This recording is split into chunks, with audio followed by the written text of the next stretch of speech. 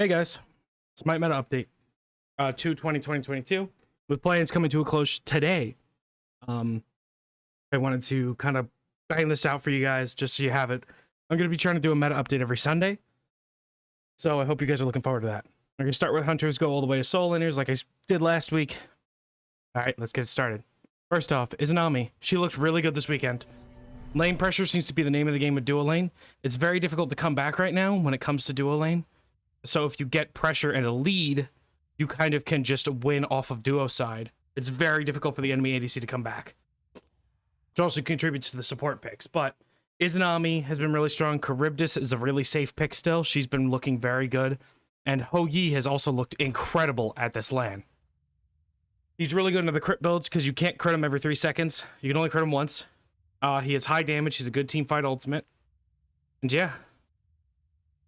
He just works well with the build right now, too. But other than that, it's really been Charybdis, Izanami, Ho Yi. And we've seen a couple of other picks. Like, we've seen a couple Cerns. We've seen a couple, like, Chirons. But realistically, those are your big three right now. Charybdis, Izanami, and Ho Yi. Moving on to the supports. And I would go to the Guardian section, but Fenrir has been taking the support role by storm. He has insane pressure, big damage. He's very good at stealing obelisk, as well as just burning beads, putting pressure on beads, all of that stuff. And yeah.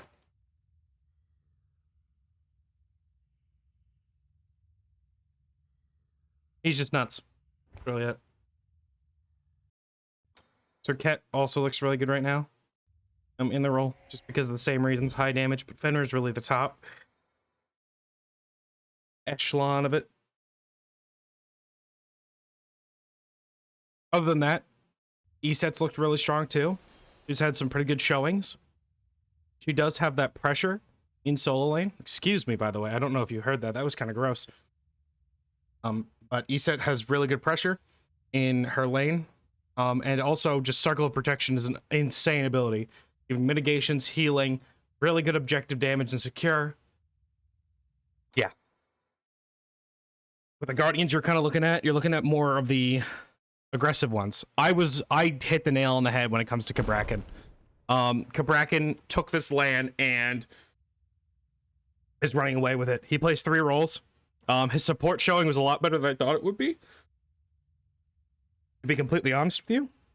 He looked incredible in support because you could just run people down right now. And he's super good into characters like Thoth, because if he gets Thoth on the walls, Thoth can't get away from him. Thoth has to use beads and or Aegis to get away from Cabrakan to get around the wall, or he has to stay there hitting the wall, which he's going to die in that time. Cabrakan looked really, really good this LAN, and he's good at 3 roles. He looked good in support. Atlas looked pretty decent. I mean, if you watch me for a bit, you know my opinion on Atlas's design. Not the character himself, but the design of the character and how they forced him into his role. But Atlas looks strong. His ultimate's really good. The grab is decent CC. Yeah. Bacchus also looks pretty strong. He's an aggressive support that can kind of start fights really easily, and he has pretty high damage and high protections. Otherwise, though, specifically Dashboard had really good performances on Sobek. He made Sobek look like a pretty high tier support. Even though he might be kind of more middle of the pack, he looked really strong on it. But yeah, that's really been it when it comes to supports. It's mostly been the very aggressive ones. So for mid lanes, Thoth is dominating right now. Thoth is absolutely dominating right now. It's really because of the build and his passive. So you get flat pen from his passive for killing minions. So he gains a stack of flat pen. So when you have 1 item on, you're hitting people like a truck with your 1, because you have flat pen from your passive and from the item. And then you get 2 flat pen items, and you're pretty much at max flat pen. He is nuts right now. And I would say he's the best mid right now. He does get run down by picks like Fenrir, Cabrakan, stuff like that, but he is crazy. Some other decent picks we've seen, although I would say not as good as Thoth. We've seen a couple Tiamats. Tiamat's been doing decent. Soul's been doing decent. Scylla's been doing decent. But Thoth is really just kind of beating everybody and is doing it in style, basically. He is just dumpstering everyone. We've seen some Persephones. We've seen some Scylla, some Soul, some Tiamat. The Morgan we've seen a couple times. We've seen Agni. Agni has looked really good too. Though I don't think he's as powerful as Thoth. He's definitely up at, instead of being like middle of the pack like he always is, or like closer to the bottom, he's definitely top. He's up at the top right now. His damage is really consistent, really good. He's got decent CC. He is a safety with the dash, and he just kind of destroys people. The double flat pen build, it really feels good on him. We've also seen a couple hunters in mid, although I will say it was Dardes. So take it with a grain of salt. We've seen some Amuzin Cobb in the mid lane. We've seen some Chernabog from Dardes. But again, I really think you should be sticking to mages right now. Mages are kind of just the powerhouse, and your top 5 are definitely Thoth, Agni, Soul, the Morgan, Tiamat. Still is probably like right below that. Persephone's also there. But yeah. Next, we're talking about junglers. Like I said before, Cabrakan looks really good. Cabrakan is strong right now. Good CC, good damage, and he's really good into a lot of the mid laners right now. Gilgamesh has been, bar none, probably the best jungler at the LAN. Because he has very good damage, very good CC. He can build tanky and provide a bit more than a lot of other junglers can right now. Gilgamesh is nuts. He is definitely what you want to look into for jungle right now. Erlangshen still looks decent, even though he is a bit weaker than Gilgamesh. He does look decent. A jungler that's been making a resurgence is Nemesis. I did call this. Nemesis would be kind of on the rise. She has put on an excellent showing, all things considered. She's decent at running down Thoth and the other mid laners.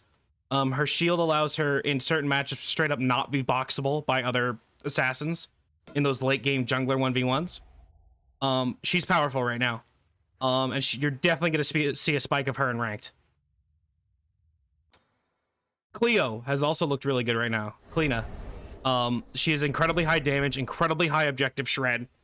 And realistically, she is just applies so much pressure, and she's super safe because she can go inside the walls. And yeah, she's just kind of crazy right now in terms of her damage. Speaking of objective damage, something I forgot about mid. Zeus looked really good.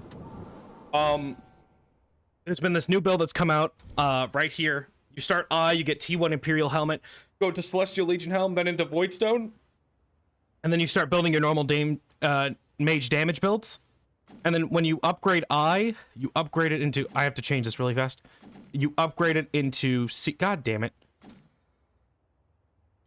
You upgrade it into Protector most of the time.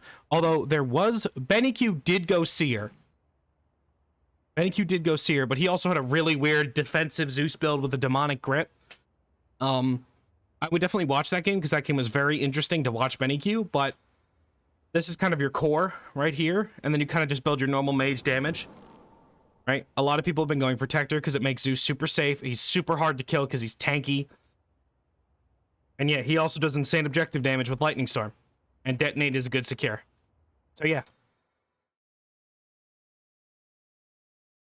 And then in terms of... I can't believe I forgot this too.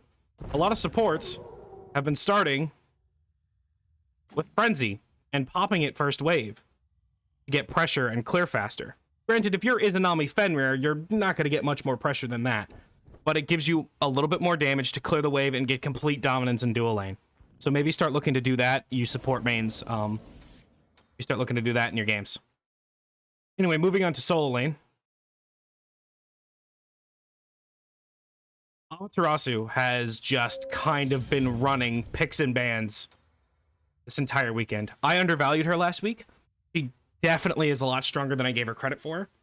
She's running games. Her damage is good. Her late game team fight has always been good, and it's great right now. Her mid game rotation and pressure is really good. She's able to go into teleport and stay safe because of her dash and her ultimate. Although she can get pressured out early by some more pressing picks, like more pressure picks, she still functions very, very well. Another pick. Pelona has kind of been... It really depends on the soul laner preference, which is kind of normal for soul lane, but Pelona's been looking very good, surprisingly. But I have my own opinions on Pelona, specifically with regards to how outdated her kit is. But I digress. If you want to see a video on that, let me know. But the Death's Toll, Berserker Shield, Shogun's build has kind of allowed Pelona to be viable again and be able to be picked up. We didn't see as much Erlang in solos as I thought we would. I thought he was a lot stronger, but Amaterasu kind of took the spot where I thought he would be. He's still decent in that role, although I think he's probably just a better jungler. We also saw Osiris, which I kind of expected as well. Osiris is another one of those Death's Toll warriors who could do that pressure. And then we obviously saw the most interesting of all, Artio. Artio's been in meta ever since they made that change with her dash and her mana adjustments. She's just really good right now. She's got insanely high pressure. She's very difficult to trade into. The helmet tree is good. She builds into Celestial or she builds into Jade Crown. And she just kind of ignores other solo laners. She has good sustain and she's just powerful right now. Her late game team fight is always good because she's a guardian. She's got that cripple, she's got the stun, and she's got decent damage. Cabrakan again looked very good in soul lane, and actually he has a surprisingly decent matchup into Artio because his damage matches hers. Granted, his sustain does not. He gets rocked in terms of sustain, but his damage is higher than hers, and he can actually somewhat trade into her. But we've also seen Cerberus in the soul lane. It's kind of an answer to Artio. You pick up the Tainted Steel, and you kind of just vibe. Pick up Tainted Steel. She can't trade into you as well as other people because of your passive stealing of healing. She needs 50% of the 20% that's reduced. And also Cerberus just does a lot of damage, and Stygian Torment is a way to burn beats. Really all it is. And that's about it. Some interesting picks we did see over the weekend was, unfortunately, we saw Sylvanas mid out of El Leon. It did as you expected it to do. It had a lot of pressure and the other team fell for it, so they kind of crumbled.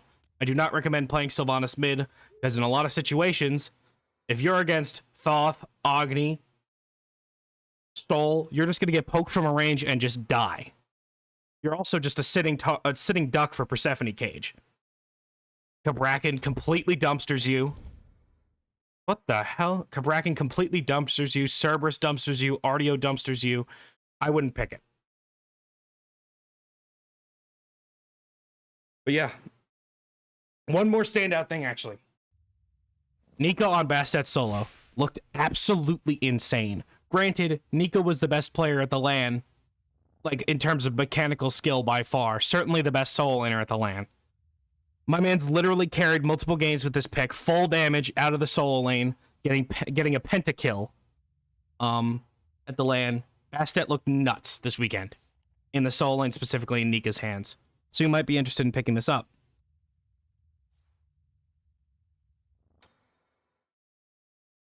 Other than that, though, that's pretty much it. Thanks for watching, guys. Peace.